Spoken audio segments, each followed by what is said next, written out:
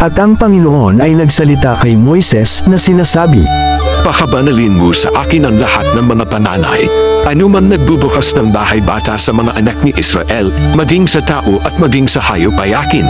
At sinabi ni Moises sa bayan, Alalahanin ninyo ang araw na ito na inialis ninyo sa Ehipto, sa bahay ng pagalipin, sapagkat sa pamamagitan ng lakas ng kamay ay hinamo kayo ng Panginoon sa dakom ito, wala sinumang kakain ng tinapay na may lebadura. Sa araw na ito ay umaalis tayo ng buwan ng Abim, at mangyayari na pagkadala sa iyo ng Panginoon sa lupain ng Kananeo, at ng Hetheo, at ng Amoreo, at ng Hebreo, at ng Jebuseo, na kanyang isinampa sa iyong mga magulang, na ibibigay sa iyo na lupang binubukalan ng gatas at pulot, ay iyong ipanangilan. Ang paglilingkod na ito sa buwang ito.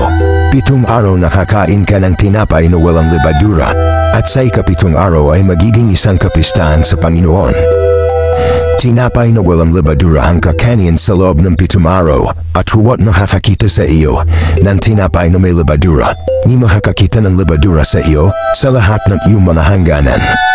At sasaysiin mo sa iyong anak sa araw na yaon, na iyong sasabihin, Dahil sa ginawa ng Panginoon sa akin na ako'y umalis sa Ehipto, at sa iyo ay magiging pinakatanda sa ibabaw ng iyong kamay, at pinakaalaala sa pagitan ng iyong mga mata, upang ang kautusan ng Panginoon ay sumaiyong bibig, sapagkat sa pamamagitan ng malakas na kamay, ay inalis ka ng Panginoon sa Ehipto.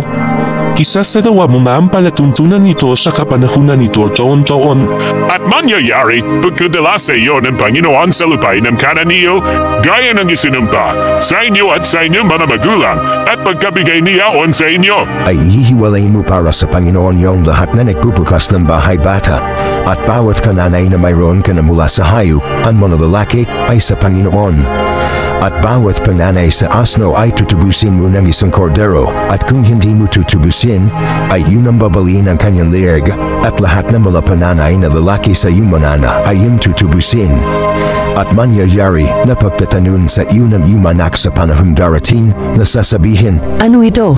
na iyong sasabihin sa kanya, Sa pamamagitan ng lakas ng kamay ay inilabas tayo ng Panginoon sa Ehipto sa bahay ng pagalipin. At nangyari nang magmatigas si Farao na hindi kami tulutang yumaon, ay pinatay ng Panginoon ang lahat ng mga panganay sa lupain ng Ehipto, ang panganay ng tao at gayon din ang panganay ng hayop, kaya't aking inihahain sa Panginoon ang lahat ng nagbubukas ng bahay bata ng mga lalaki, ngunit lahat ng panganay ng aking anak ay aking tinutubos. at magiging pinakatanda sa iyong kamay, at pinakaalaala sa pagitan ng iyong mga mata, sapagkat sa pamamagitan ng lakas ng kamay ay inilabas tayo ng Panginoon sa Ehipto. At nangyari ng tulutan ni Farao na ang bayan ay yumaon, na hindi sila pinatnubayan ng Diyos sa daan patungo sa lupain ng mga Filisteo, bagaman malapit, sapagkat sinabi ng Diyos, Baka sakaling ang bayan ay magsisipagkakita ng pagbabaka at magsipagbalik sa Ehipto? hindi pinatnubayan ng Diyos ang bayan sa palibot, sa daan patungo sa ilan sa tabi ng dagat na mapula. at ang mga anak ni Israel ay sumampang nangakasakbat mula sa lupain ng Ehipto.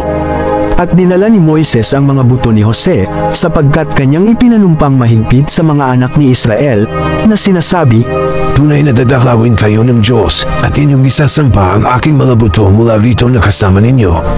At sila'y naglakbay mula sa Sukath, at humantong sa Ethem sa hangganan ng ilang.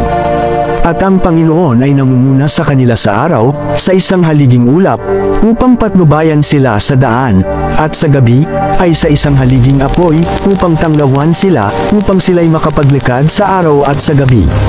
Ang haliging ulap sa araw at ang haliging apoy sa gabi ay hindi humihiwalay sa harapan ng bayan.